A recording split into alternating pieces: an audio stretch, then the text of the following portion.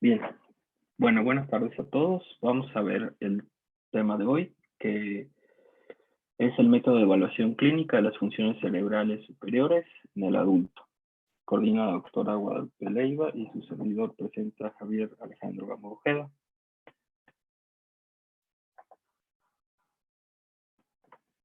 Bien,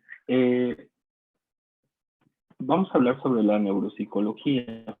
La neuropsicología es una rama de la neurociencia que se va a encargar del estudio de las relaciones entre el cerebro y la conducta. Realmente esta definición puede quedar un poco corta en cuanto a la descripción de la complejidad de las funciones del sistema nervioso central. Sin embargo, muy a grosso modo, esta ciencia se va a encargar en particular de ver esta parte de la conducta y específicamente en la atención, aprendizaje, percepción, cognición, personalidad y cómo se relaciona con las patologías, en este caso de la psicopatología. La neurociencia nos va a permitir hacer un abordaje sindromático, funcional o anatomopatológico, y con ayuda de las pruebas neuropsicológicas nos van a ayudar a determinar las alteraciones que se puedan correlacionar con las diversas etiologías, que como sabemos y hemos mencionado, pueden ser eventos cerebrales vasculares, traumatismos craneoencefálicos o bien enfermedades como la demencia, etc. Dentro del marco científico y abordaje clínico de la neuropsicología, debemos incluir una recolección de datos que sea pertinente para nuestro abordaje clínico, y esto es mediante la entrevista clínica, específicamente en historia clínica, y con el apoyo de las pruebas neuropsicológicas y también con la ayuda de la tecnología, en este caso de los estudios de gabinete, como pueden ser los estudios de imagen. Recordando un poquito sobre los procesos cerebrales superiores, los procesos cognitivos de acuerdo a Luria, tenemos que son la atención, el lenguaje, el movimiento y acción, que hace referencia a las secuencias motoras, o tanto a sus aferencias como eferencias, la percepción, memoria y aprendizaje, y ante actividades complejas, específicamente resolución de problemas, hablando de la planeación de estrategias que involucren la resolución de estas actividades.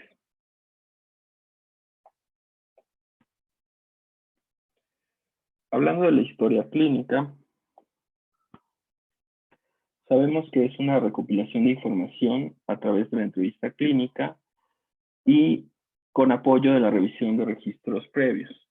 Aquí hay que tener en cuenta que pueden haber múltiples fuentes de información, tanto del paciente como familiares del paciente, o bien incluso hasta cuidadores del mismo paciente, que nos pueden dar esta información. A veces por el tipo de patología que vamos a tratar, no va a ser posible que el paciente nos dé toda la información que nosotros quisiéramos, por eso es que hay que buscar otros apoyos. Y también hacer énfasis en la revisión de registros médicos previos a toda la información o evaluaciones que se le hayan realizado al paciente con relación a su patología, y esto nos aportaría información para hacer un buen abordaje clínico. Entonces, el contenido de la historia clínica debemos considerar desde los detalles de la vida cotidiana previo a la enfermedad o patología que presente el paciente hasta cómo es su situación actual. Los elementos que vamos a incluir va desde la información demográfica básica, descripción de la enfermedad actual, el historial médico, historial psiquiátrico, educativo vocacional, los antecedentes en relación al nacimiento, específicamente los pre-, y postnatales, el trasfondo historial familiar y la situación en la cual se desenvuelve el paciente actualmente.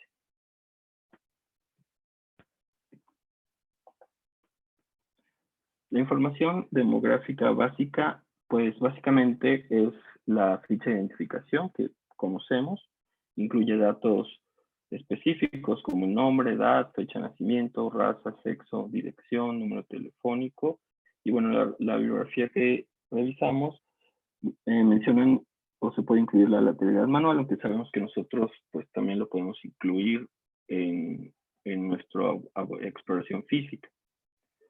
Esta información, digo, además de que nos permite identificar al paciente, desde este punto ya nos puede generar una idea de lo que podríamos esperar con nuestro paciente. Es decir, si estas preguntas sencillas se las hacemos a nuestro paciente y él es incapaz de contestar, por ejemplo, su nombre o edad o no sé, dirección, esto ya nos va a hablar de que a lo mejor hay un estado de confusión agudo o a lo mejor un proceso demencial. Es decir, esto nos va a ir orientando a qué podemos esperar.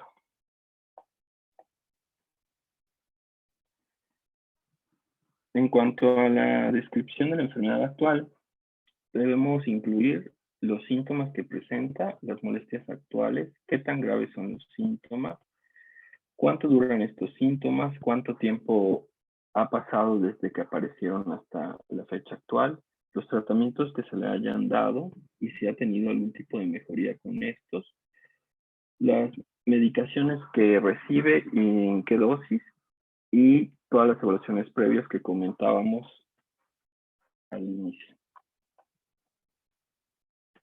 En cuanto al historial médico, pues estos son los antecedentes patológicos, es decir, todas las enfermedades de base que pudiera tener el paciente. Haciendo énfasis en lo que pueda haber afectado al sistema nervioso central, por ejemplo, eventos cerebrales vasculares, o a lo mejor, no sé, neoplasias tumorales, o si tiene alguna enfermedad psiquiátrica, o si tiene alguna enfermedad degenerativa, como la esclerosis múltiple, que también hemos visto, si hay trastornos metabólicos, y muy importante también indagar si existe algún tipo de dependencia a tóxicos, o sea, alcohol o drogas, que también puedan influir en su estado mental.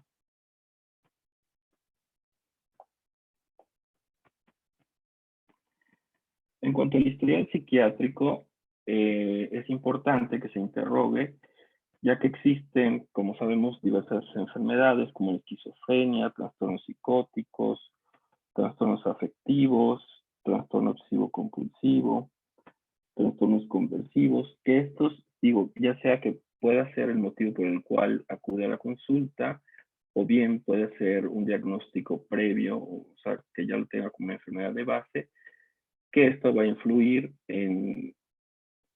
pues en la aplicación, por ejemplo, de las pruebas neuropsicológicas, en el desempeño que tenga el paciente.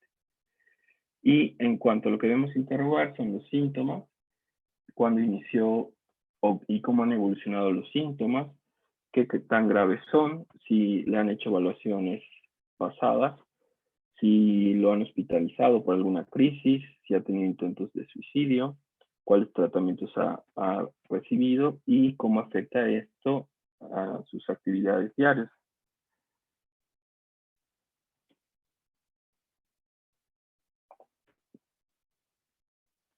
Es importante también incluir el historial educativo y vocacional.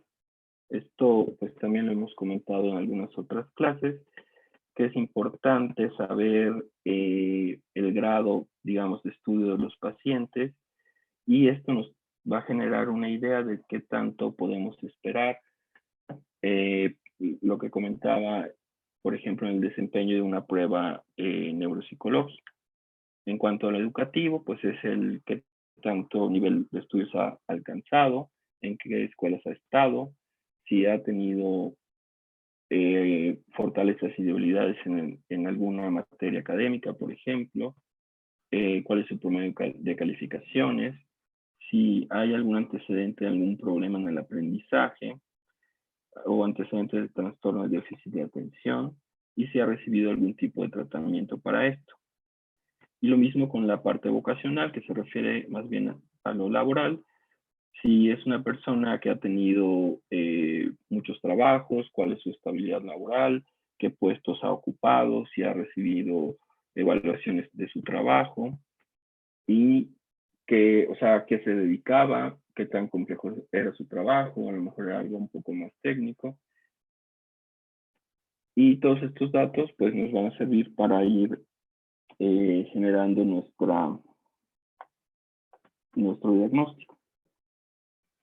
El historial del nacimiento, como comentaba, hace referencia a los antecedentes, que pues mucho de esto preguntamos, que son qué número de embarazo fue, si hubo complicaciones, si estuvo expuesto a algún tipo de tóxico, edad de la madre, el nacimiento, si no tuvo algún tipo de complicaciones, cuál fue su calificación de Apgar, el peso al nacer y los problemas neonatales que pudiera presentar.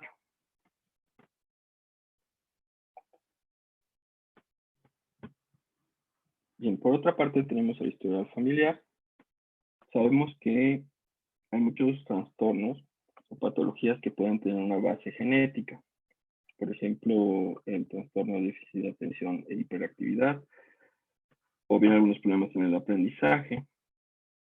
Entonces es importante interrogar en la familia si existe algún tipo de antecedentes en cuanto a esta parte. ¿Cuáles son el estado de salud de los familiares directos, padres, hermanos, hijos?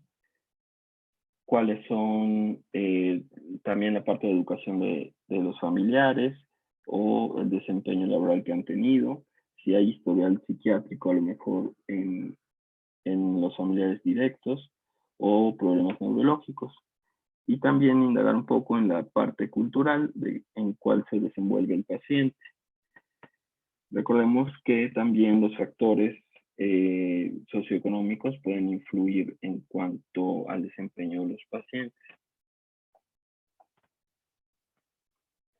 Y por último vamos a incluir la situación actual, cómo es su dinámica familiar, cuáles son las rutinas que el paciente normalmente desempeña en casa, su actividad social, es decir, si tiene algún pasatiempo o actividades recreativas. Y punto muy importante, y me parece que ayer lo comentábamos, perdón, el martes lo comentábamos en la clase de demencia, si hay algún tipo de factor emocional que esté presente que pueda influir en el estado conductual del paciente, o sea, por ejemplo, si está pasando por un periodo de estrés o a lo mejor un periodo de duelo. Recordemos que muchos de estos pacientes serán a lo mejor pacientes mayores que puedan estar cursando a lo mejor por un duelo o bien también lamentablemente a veces hay maltrato en las personas mayores que sufren en casa y todo eso puede influir en cuanto a su estado actual.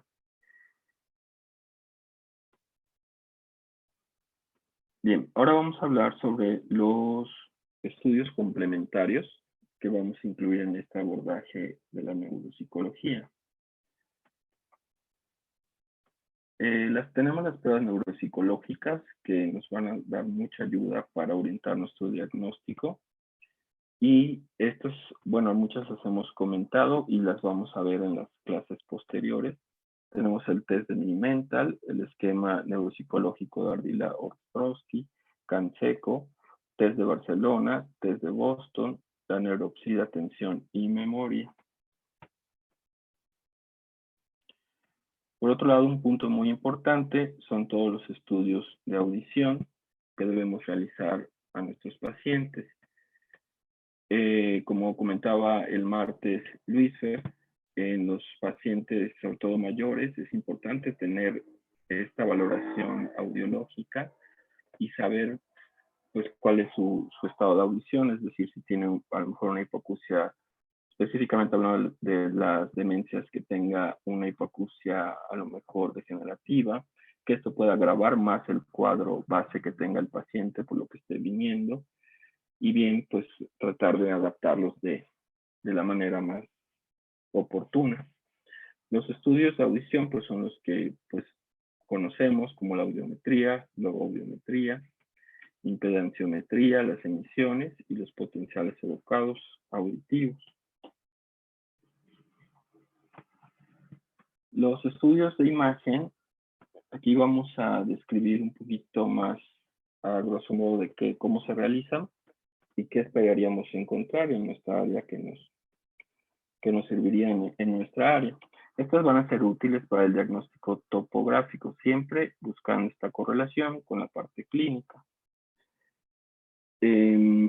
Estos estudios nos van a proporcionar información de dónde se puede encontrar ubicada la lesión o el problema y qué es lo que correlacionaremos con la clínica. En cuanto a los estudios de imagen, tenemos a la tomografía, la resonancia magnética, el electroencefalograma, la magnetoencefalografía, la cartografía y mapeo cerebral y la tomografía por emisión de positrones.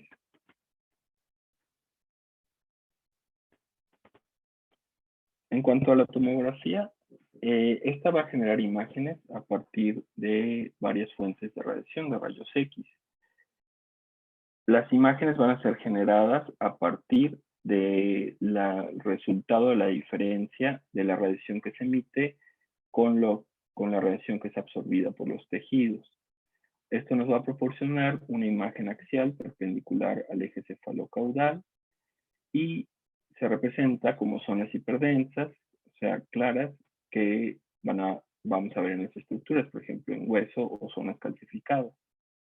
La tomografía nos va a permitir visualizar el espacio subaracnoideo, ventrículos, ganglios basales, tálamo, cápsula interna, sustancia blanca y gris de los hemisferios, surcos corticales y el hueso de la bóveda craneana como tal. Si a este estudio se le puede agregar el contraste iodado, podemos ver otras estructuras como la voz del cerebro, tienda del cerebelo, plexos y vasos sanguíneos.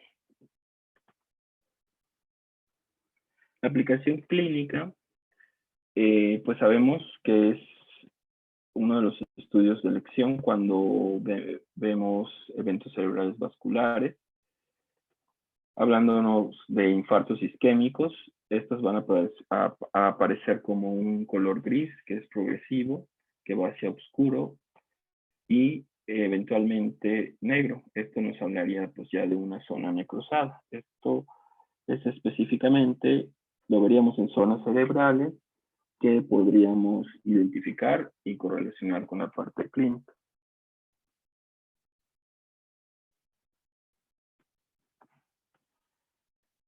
También tenemos el estudio de la resonancia magnética. Esta nos va a dar imágenes topográficas, tiene mayor preferencia por los tejidos blandos, a diferencia de la tomografía. Aquí vamos a exponer al tejido a un fuerte campo magnético que va de 0.5 a 2 unidades Tesla. Estas ondas de radiofrecuencia van a ser detectadas y lo van a transformar en imágenes que vamos a poder obtener. La aplicación clínica, específicamente en la resonancia magnética funcional, nos permite visualizar áreas cerebrales con actividad y nos va a hablar de cómo se dan cambios metabólicos a nivel intracelular. Por ejemplo, ante un movimiento repetitivo de la mano de un paciente, se va a poder ver al momento la zona cortical donde tiene esa actividad neuronal.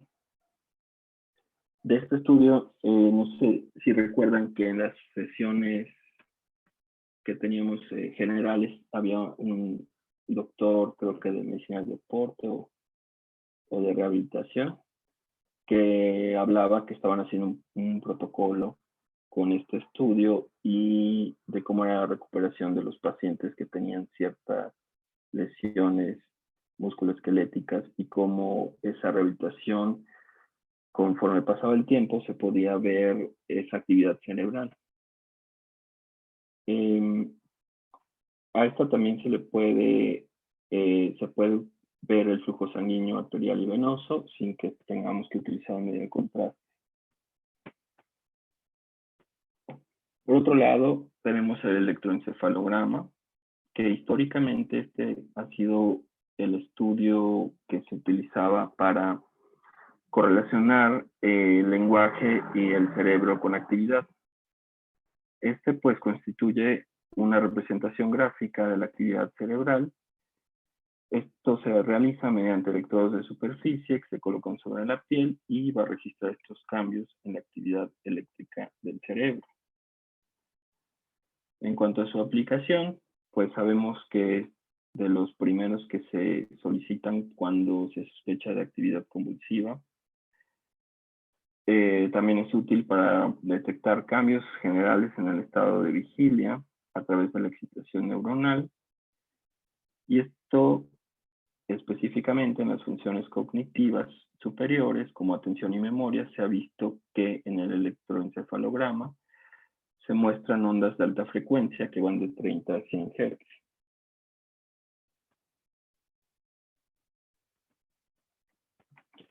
La magnetoencefalografía, este estudio digamos que es una combinación entre una resonancia magnética con el electroencefalograma. Esto, digamos, se hace simultáneamente, es una técnica de neuroimagen. Va a medir los campos magnéticos de superficie de la cabeza producido por corrientes neuronales en regiones cerebrales, pero de forma específica. Es decir, vamos a tener el registro del electroencefalograma, pero en conjunto con las imágenes que nos proporciona la resonancia magnética. Y este estudio tiene una aplicación donde, por ejemplo, se puede evaluar la atención auditiva cuando se hace evidente la actividad cortical en las zonas correspondientes, ya sea en el circuito cortical local o bien cuando se integra con otras áreas del sistema nervioso central. Lo mismo para la parte visual o bien la integración audiovisual. Y en habla y lenguaje también podemos registrar estas zonas corticales. Y también nos sirve para detectar zonas epileptógenas. La cartografía es la representación gráfica también del electroencefalograma, pero en imágenes de 4 bandas de frecuencia. Este estudio es importante porque nos va a dar un análisis cuantitativo de la actividad eléctrica. Esto, por ejemplo, lo vamos a ver cuando obtenemos la información del ritmo de la actividad, es decir, este estudio nos apoya para saber si hay un ritmo normal, si hay un proceso lento en la actividad o irritativa focal o generalizada. Este es muy útil para apoyo diagnóstico de patologías como el trastorno de déficit de atención e hiperactividad, que bueno, esto siempre lo correlacionamos con la parte clínica.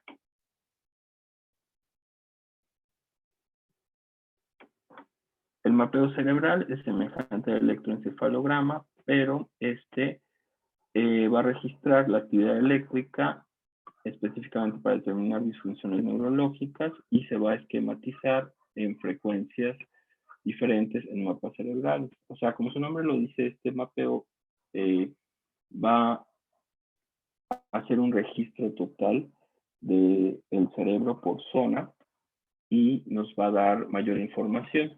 Esta nos habla tanto de las funciones en general del cerebro como funciones cognitivas, incluso afectivas y biológicas, que incluyen las metabólicas.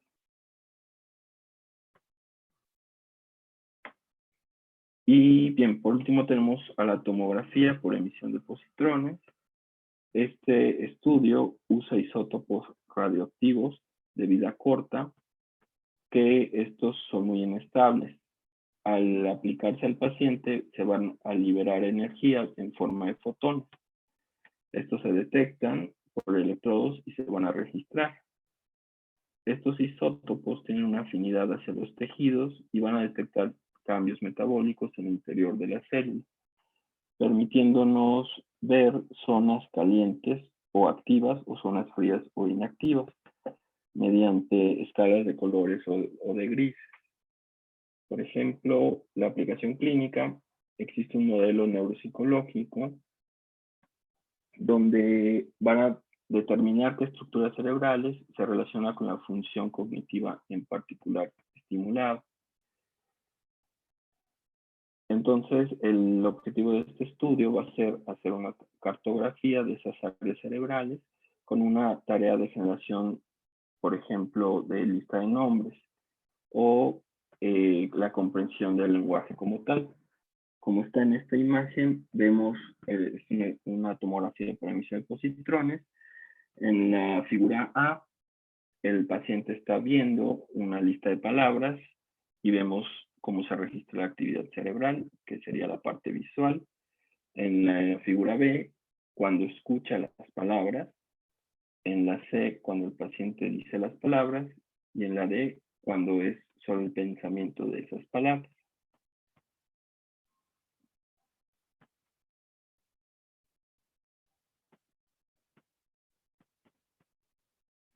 Y bien, esto sería todo del abordaje diagnóstico. Digo, esto es como la parte inicial.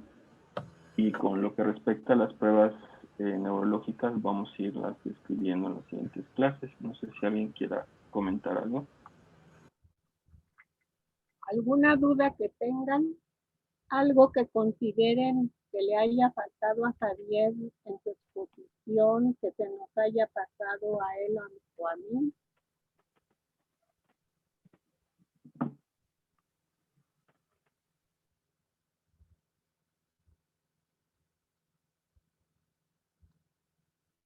Me parece que les habló de una forma a donde se explicó, obviamente, todo lo que de una forma diaria realizamos cuando evaluamos a algún paciente, no solo adulto o niño, sino en general. Claro que en esta parte del lenguaje, pues siempre son importantes una serie de situaciones que tenemos que considerar justo para que con la exploración física, la exploración general del lenguaje, podamos llegar a un diagnóstico, perdón, si, si no definitivo, presuncional, que posterior al aplicar alguna de las evaluaciones neuropsicológicas que en semanas posteriores revisaremos y que no solo están estas, existen, hay muchas más. Eso nos ayude para confirmar realmente el diagnóstico que tenga ese paciente. No debemos olvidar que si nosotros no hacemos una buena anamnesis y una exploración física adecuada, nos costará muchísimo trabajo integrar el diagnóstico en un paciente. Es cierto que también no es fácil, cuesta trabajo, pero quizás en todo este tiempo, si vemos el lado algo positivo, han tenido la oportunidad de estar leyendo y a lo mejor releyendo, o ustedes que graban las clases y que tienen esa oportunidad de que cuando vean algún paciente, ya sea en la preconsulta o no lo sé si en sus servicios en donde estén, sobre todo en lenguaje, vean algún paciente, bueno, tengan así como la idea de qué pudiera presentar ese paciente, sobre todo los adultos, que ha sido eh, lo que hemos visto en los últimos 6 meses. Por supuesto que es muy necesario la práctica, por supuesto que sí. En la medida que uno ve los pacientes es en la medida que uno aprende y corrobora todo lo que hemos leído para poder hacer un buen diagnóstico y dar las indicaciones pertinentes, perdón, de la rehabilitación o del tipo de terapia que se requiera para una mejor evolución de este paciente. Entonces, Javier les expuso todos estos puntos que son necesarios. Como bien les dijo, las siguientes 2 semanas revisaremos también de una manera muy general algunas de las pruebas. Estas no son condición sine qua non que las tengan que utilizar. Conforme uno va aprendiendo, uno va viendo la opción, la alternativa que le permita el poder hacer el diagnóstico más amplio de alguna forma. Todas las pruebas, todas son buenas, definitivamente. Lo único que varía, bueno, son la cantidad de ítems que pueda tener una o que pueda tener la otra. Y que en neuropsicología es válido que cuando alguna de ellas consideramos que hace falta algo, se pueden buscar algunos otros ítems de otras evaluaciones y complementar para estar más seguros del diagnóstico que se pueda requerir. En esta parte, todo lo que les habló Javier sobre los estudios de imagen es muy importante y necesario que siempre en la medida de lo posible se pueda contar con ese estudio, porque eso también nos apoya a ver las áreas lesionadas y que por ende, junto con las características del lenguaje o de las alteraciones que presente ese paciente, les sea un poco más fácil el poder integrar ese diagnóstico. Entonces, no hay ninguna duda. Hola, doctora, buenas tardes. Buenas tardes, Soy Lucio. Carlos. A Carlos, perdón. Sí, doctora.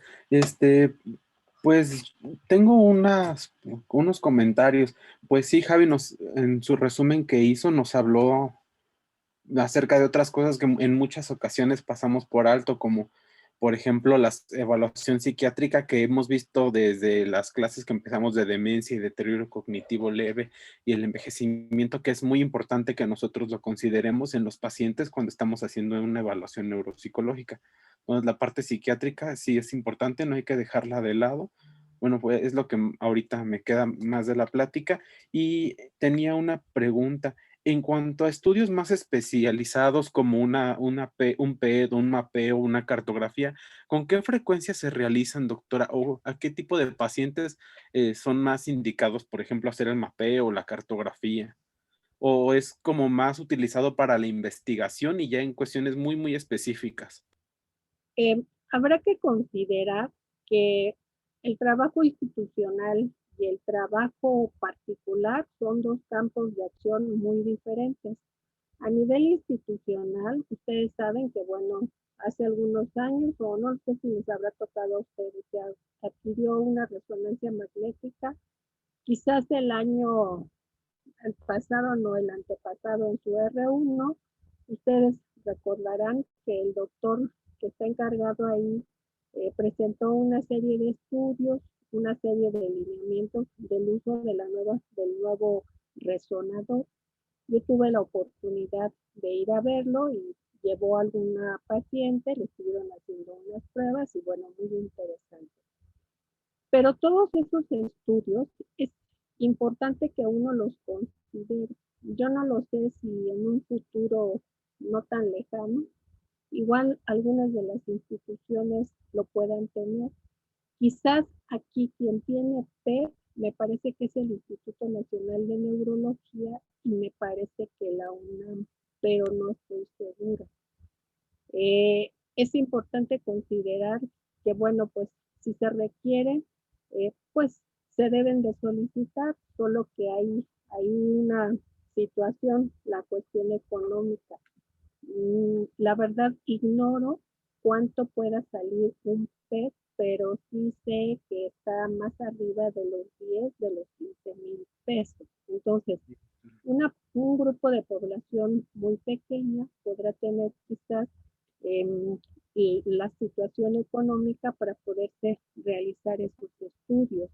Como bien dijiste, Carlos, más bien son en algunos lugares, o sea, estudios muy específicos que se utilizan para la cuestión de investigación, por ejemplo, y que salen o habrán ustedes tenido la oportunidad de leer artículos.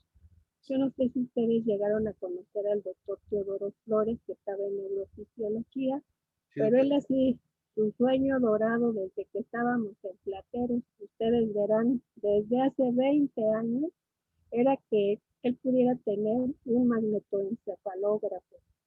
Entonces, hasta ahora, después de este tiempo, o sea, se empieza a hablar. Sí sé que hay estudios que reportan esta técnica, pero que yo sepa, ni el Instituto Nacional de Neurología ni la universidad cuentan con un equipo de este tipo. Entonces, sí son, o creo que deben de ser altamente beneficiosos por la especificidad, por los datos que nos pueden aportar, pero que ahorita, en este momento, bueno, nosotros aquí en la República Mexicana, pues, bueno, no contamos con ese tipo de estudios, Carlos. Sí, doctora. Por eso pues, lo preguntaba porque, pues, por ejemplo, pues, yo aún no he visto un resumen o un resultado de una tomografía por emisión de positrones o un No, encefalograma, y digo, pues no es algo que uno solicite habitualmente comparado con un electroencefalograma o nuestra exploración neuropsicológica con una prueba para un paciente con afasia, por ejemplo. claro. Yo sí puedo comentarle que a mí todo este tiempo que yo estuve trabajando y conforme fui aprendiendo en los primeros años cuando yo fui adscrita, sí puedo decirles que la parte clínica me enseñó mucho, pero muchísimo, como para poder llegar a hacer los diagnósticos y que obviamente las pruebas que se aplicaran me lo corroboraban. Siempre la parte clínica tendrá un peso muy específico, pero mucho. Y si ustedes, en cuanto haya la oportunidad, lo pueden hacer, verán que les dará buen resultado. Si uno está esperanzado a que le aplica a uno la prueba y la prueba nos va a decir, están soñando, o sea, están alucinando, debo decirlo. Las pruebas son una parte que nos ayuda a corroborar. El estudio de imagen me ayuda a corroborar lo que yo ya clínicamente vi, lo que yo exploré. Siempre en el muy poco tiempo que tuve rotando a algunos de sus compañeros en octubre y noviembre, bueno, yo siempre recalqué esta parte, que ninguna prueba. Es cierto que sí hay perfiles, sí, por supuesto, y como lo veremos en las pruebas las siguientes semanas, sí hay perfiles, pero muchas de las veces, como toda prueba, tiene sus variaciones. Pero si yo clínicamente, por las características clínicas que revisé, que exploré, digo que ese sujeto tiene una fascia motora diferente, es porque al aplicar la prueba, todos los ítems que se correlacionen con este tipo de afasia, por supuesto que me lo corroborarán. Y si en la parte clínica y en la teórica yo leí y revisé, que esto ayudará aún más. De primera instancia, uno quisiera que así como revisamos los temas, así aparezcan los pacientes con las características clínicas y pues lamentablemente no es así. Uno tiene que ir buscando dirigidamente y siempre de ir de lo más general a lo más particular. ¿Es un trastorno anterior o es un trastorno posterior? Y dentro de esa dicotomía, los tres tipos que hay, si son anteriores, y los 4 tipos que hay, si hay posteriores. Y a partir de ahí, tratar de ir buscando por toda la clínica que nosotros revisemos, para que nos sea un poco más fácil. Si nosotros al explorar ese lenguaje espontáneo o en la denominación, no lo sé, en cualquiera de esos aspectos, eh, nos percatamos de que presenta X o Z tipo de parafasias y tratamos de englobar en algún tipo en particular, hay veces que nos equivocamos y no ese es el diagnóstico. Entonces, siempre habrá que revisar muy exhaustivamente, sobre todo ese lenguaje espontáneo, para que nos pueda ayudar y podamos tener un diagnóstico prefuncional o en algunos de los casos, pues un diagnóstico definitivo. Sí, doctora. ¿Algún otro comentario, alguna otra duda? Gracias, doctora.